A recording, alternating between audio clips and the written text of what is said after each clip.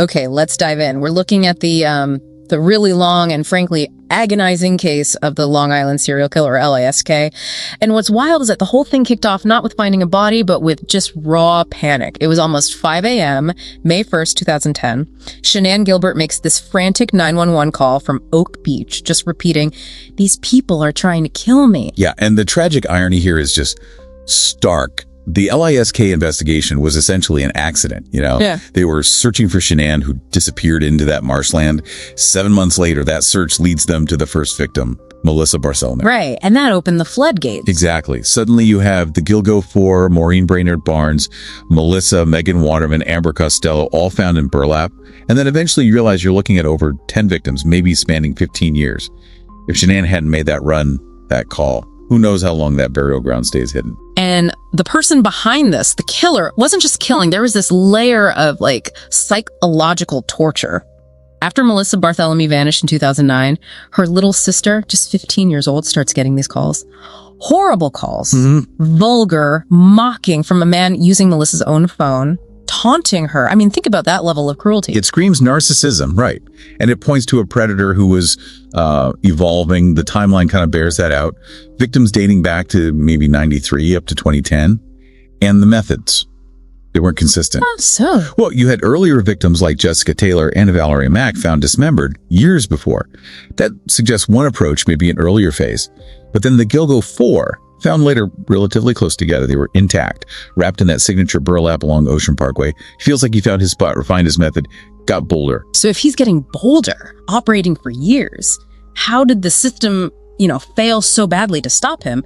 And this is where it gets really problematic, institutionally speaking. The case stalls for years. A big part of that seems to be former Suffolk County Police Chief James Burke. He comes in around 2012, and he actively blocks the investigation. Told his department, no cooperating with the FBI, specifically kept the behavioral analysis unit out. Yeah, the profilers, the exact people you'd want on a serial killer case. Exactly. So why? Why sabotage your own case? Well, it wasn't just bad policing. It turns out Burke had his own massive skeletons. He was later caught up in covering up an assault.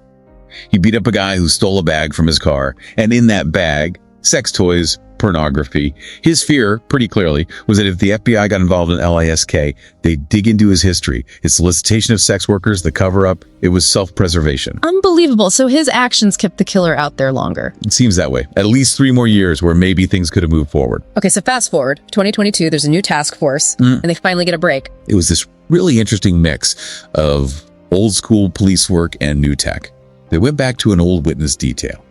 Amber Costello's roommate remembered her last client, the guy she went out to meet just before she disappeared. He drove a specific truck.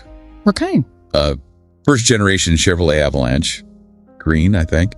And they start looking for who owned one back then, locally. That led them to Rex Hoyerman, an architect living this seemingly normal life in Essequibo Park. Okay, so they have a suspect, but you need more than just owning the right kind of truck. You need forensics. Right. And this is where the pieces really started clicking. The forensic triad, as some called it. First, cell phone data. Those burner phones used to call the victims, and the ones used for those awful taunting calls to Melissa's sister. They pinged near Hoyerman's house in Massapequa Park and near his architecture office in Manhattan, consistently. Okay, that's strong. What else? DNA. They found female hairs on the burlap sacks wrapped around the victims. Not the killer's hair, but female hair. They ran mitochondrial DNA tests. Hold on, mitochondrial. Explain that for us. What does that tell you? So, mitochondrial DNA, or mtDNA, it traces the maternal line. It's not unique like nuclear DNA, but it means the hair came from someone related to the mother's side. In this case, the mtDNA profile from the hair on the burlap matched Hoyerman's wife. Wow. So it doesn't mean she was involved? No, not necessarily at all. But it strongly suggested that burlap, the killer's signature wrapping, came from inside the Hoyerman home. It linked the crime scene materials to his domestic environment. Okay, connects the house. But what about him? The direct link. That came down to, believe it or not, a pizza crust. Get out of here. Pizza crust. Yeah.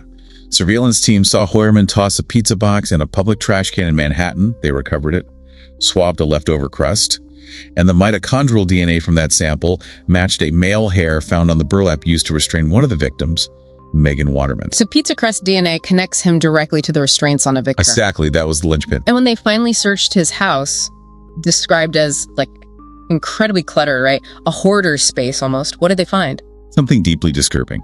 A document on his computer titled HK 2002-2004. Prosecutors called it his murder planning document. A blueprint. It had these chilling checklists, things like hit harder, reminders to use heavy rope for neck, specific instructions like remove head and hands, meticulous cold planning. He was workshopping murder and studying for it too, right? Didn't he look up stuff about the case? Oh, constantly.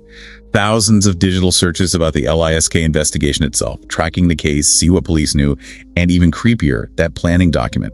It actually referenced specific page numbers in John Douglas's book, Mindhunter. The FBI profiler's book. He's using the manual written by the people trying to catch guys like him. Seems like it. Studying the enemy, or maybe looking for tips. And legally, this case is already making waves, isn't it? Something about the DNA evidence. Yeah, this is potentially huge for cold cases. The judge ruled that the DNA evidence derived from those old hair samples, hairs without roots, which used to be very hard to get nuclear DNA from, is admissible. They use cutting-edge whole genome sequencing.